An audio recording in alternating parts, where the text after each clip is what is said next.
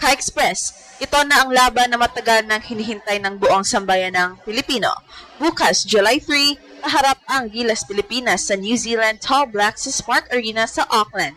At hindi na ito simpleng qualifier game lang. Ito ay bakbakan ng pride, physicality, system at bagong kumpiyansa ng Pilipinas. Sa standings, parehong 2-2 ang Gilas at New Zealand sa Group A. Ibig sabihin, hindi na ito iyong dating kwento na ang Tall Blacks ang sobrang layo at ang Pilipinas ang habol ng habol. Ngayon, pound for pound, dikita na.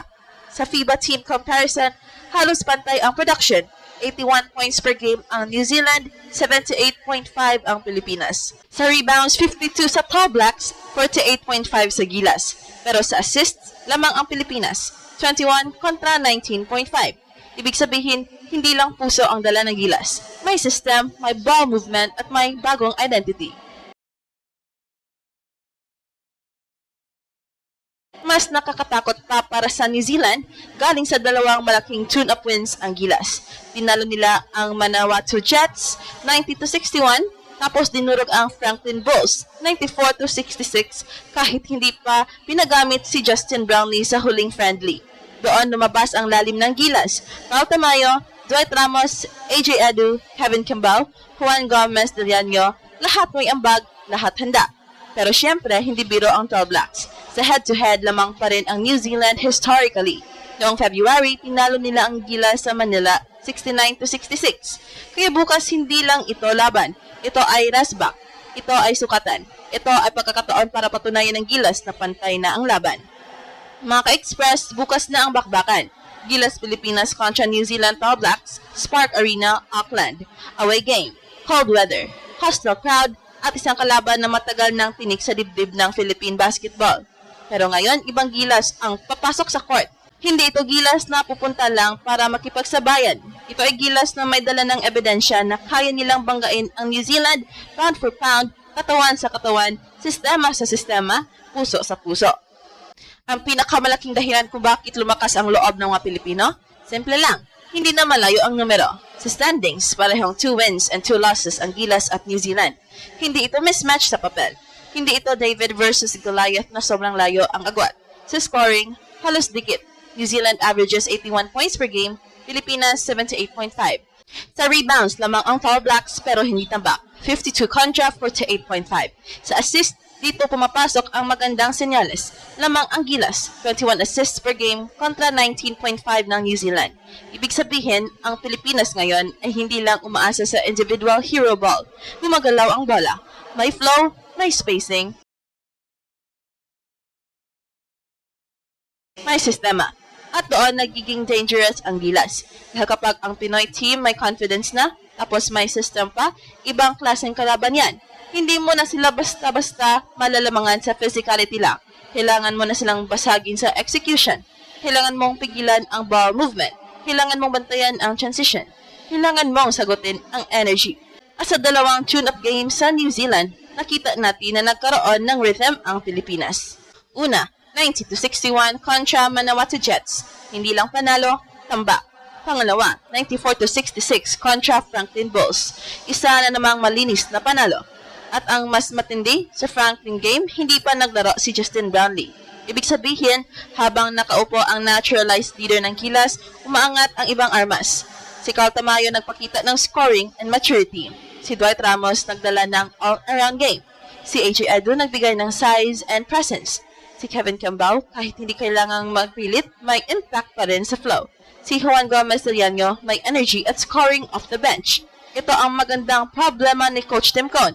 Hindi na iisang mukha lang ang aasahan. Pero mga ka-Express, dito rin kailangang maging realistic. New Zealand pa rin ito. Tall Blacks pa rin ito. Hindi sila matatakot sa Gilas dahil lang nanalo tayo sa tune-ups. Historically, lamang sila sa head-to-head. At noong February, sa mismong Manila pa, dinalo nila ang Gilas 69-66. 3 puntos lang ang lamang. Pero sapat para ipaalala sa Pilipinas na sa international basketball, isang bad quarter, isang missed rebound, isang turnover, pwedeng mawala ang laro. Kaya bukas, ang pinaka-importante para sa Gilas ay discipline. Hindi pwedeng puro gigil. Hindi pwedeng puro emosyon. Kailangan physical pero hindi reckless. Kailangan aggressive pero hindi forced. Kailangan mabilis pero hindi sabog.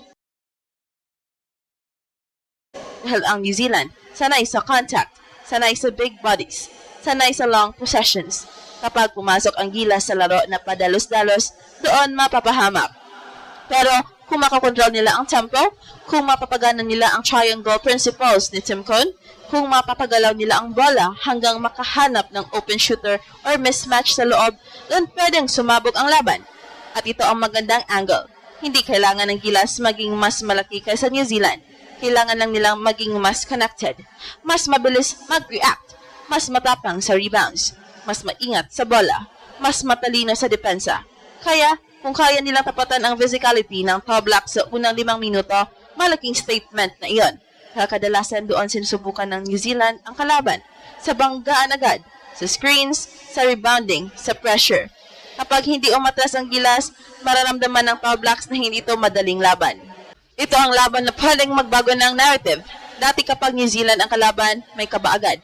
May feeling na mas malaki, mas organized, mas sanay sila. Pero ngayon may bagong Gilas na papasok.